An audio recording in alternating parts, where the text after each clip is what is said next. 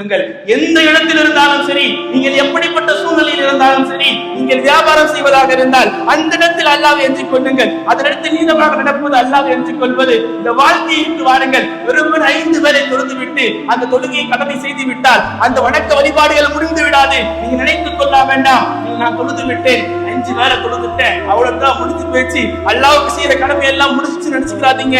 அல்லாஹ்வுக்கு செய்ய வேண்டிய கடமைகள், நீங்கள் உங்கள் வியாபாரத்தில் இருந்தால் அல்லாஹ்வை அஞ்சி வாழ வேண்டும், அல்லாஹ்வை அஞ்சி வாழ வேண்டும், நீதமாக நடக்க வேண்டும். நீங்கள் ஒரு தொழில் செய்தால் அந்த இடத்தில் நீதமாக நடக்க வேண்டும். நீங்கள் எப்படி இருந்தாலும், எந்த இடத்தில் இருந்தாலும், எந்த துறையில் இருந்தாலும் அந்த துறையில் நீங்கள் அல்லாஹ்வை அஞ்சி வாழ வேண்டும். அந்த துறையில் நீங்கள் அல்லாஹ்வை அஞ்சி வாழ வேண்டும். அப்படிப்பட்ட வாழ்க்கைக்கு வாருங்கள். அல்லாஹ்விற்கு நெருக்கம் கிடைக்கும், அல்லாஹ்வின் நெருக்கம் கிடைக்கும். அல்லாஹ் நெருக்கம் கிடைத்தால் துனியாவில் எல்லாம் கிடைக்கும். அல்லாஹ் மாற்றி அமைப்பான். இந்த தக்குவா அப்படிப்பட்ட ஒரு பிரதிபலிப்பை தரும், அப்படிப்பட்ட பலனை தரும். நீங்கள் கொஞ்சம் அல்லாஹ்வை எண்ணி பாருங்கள். அல்லாஹ் அந்த வரலாறுகளை மாற்றி அமைப்பான், உங்கள் செயல்பாடுகளை மாற்றி அமைப்பான்.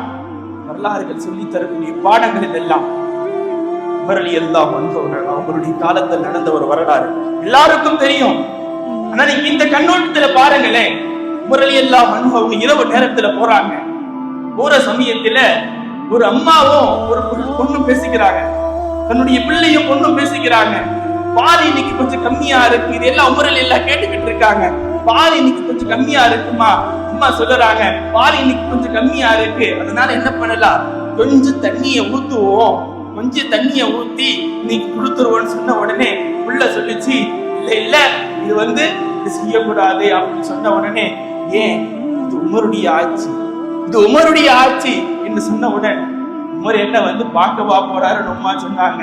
உமர் என்ன பார்க்கவா போறாரு, நம்ம பால் ஊத்துனா உமர் என்ன பார்க்கவா போறாருன்னு சொல்லி அம்மா கேட்ட உடனே, உமர் பார்க்காவிட்டாலும் உமரையும் என்னையும் படைத்த அல்லாஹ் பார்க்கின்றான் என்று சொன்னார்கள். அல்லாஹ் பார்த்து கொண்டிருக்கின்றான், அல்லாஹ்வுக்கு பயப்படும் என்று சொன்னார்கள்.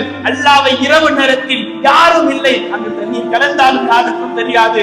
அப்படிப்பட்ட சூழ்நிலையில் அல்லாஹ்வை அஞ்சினார்கள், அல்லாஹ்வை பயந்தார்கள். காலையில் என்ன நடந்தது தெரியுமா, காலையில் என்ன நடந்தது தெரியுமா, அன்று வரையிலும் அந்த அம்மா ஒரு பால்காரி, பால் ஊற்றக்கூடியவர்களுடைய மகளாக இருந்தார்கள், ஒரு பால் ஊற்றக்கூடியவர்கள் மகளாக இருந்தார்கள்.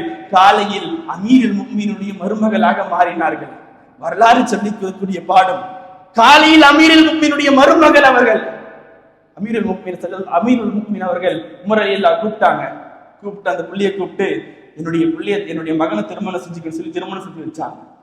திருமணம் செய்து வைத்தார்கள். எப்படிப்பட்ட மாற்றத்தை இந்த தக்குவா தருகிறது என்று நீங்கள் விளங்க வேண்டும்.